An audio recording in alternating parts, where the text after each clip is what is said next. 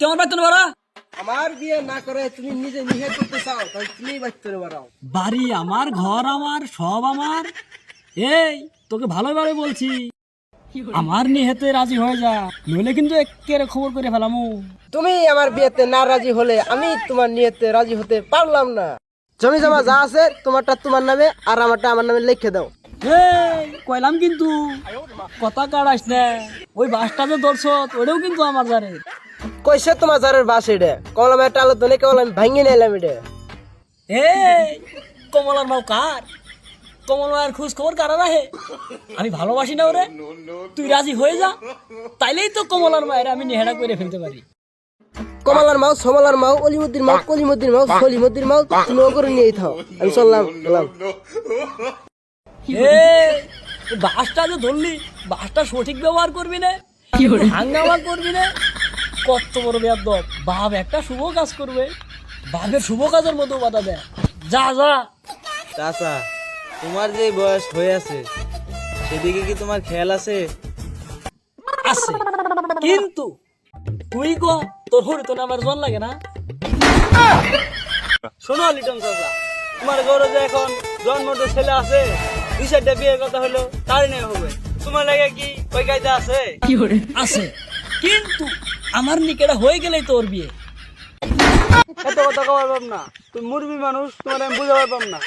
এলে না করে তোমরা দুই বাপ বেটা আলাদা হয়ে যাও, আলাদা হয়ে যার যে মতন চলাফেরা করো গা। এই আমি আমার মতো চলাফেরা করি না, আমি আমার মতো কাজ কাম করি না।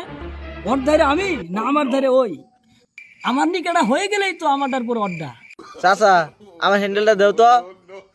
তুমি দুই বাপদের ভিতরে আমি আর থাকবার পাম না, আমার কাজ আছে, আমি যাবো গা। আমি তো তোর হ্যান্ডেল দেবই, আগে আমগুর মধ্যে একটু মিলমিশ করাই দে। আমি তো ওর বিয়েতে রাজি, কিন্তু ওই তো আমার নিকেতে রাজি না।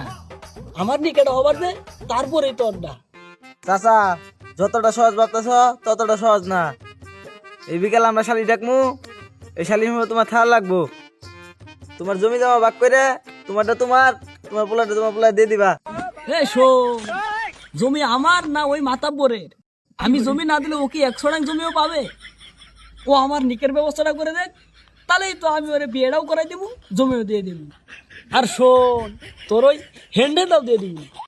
এরম 13 লোক তো দেয় নেই আসে বল, কোনো সন্ধ্যেবেলার টাইম নাই। আজকে বিকালে শালিশ হবো।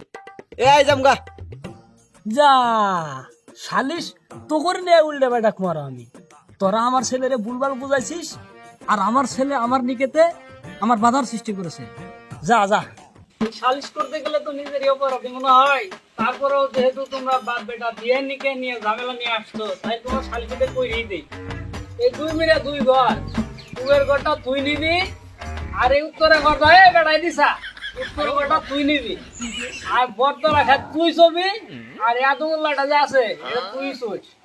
আর তোর শালি এরে দিবি, আর তোর হরি যেটা আছে বেসতে হরি দেবে এরে দিবি। আহা, আমি পারি না আর পারি না। ও সুমন কাহা কার? কে? তোর যে শালি আছে শ্যামলের কায়দায় শ্যামল বিয়ে করবো, আর তোর হরিডে যা আছে তোর হরিডের নিটনের কায়দায় নিটন বিয়ে করবো।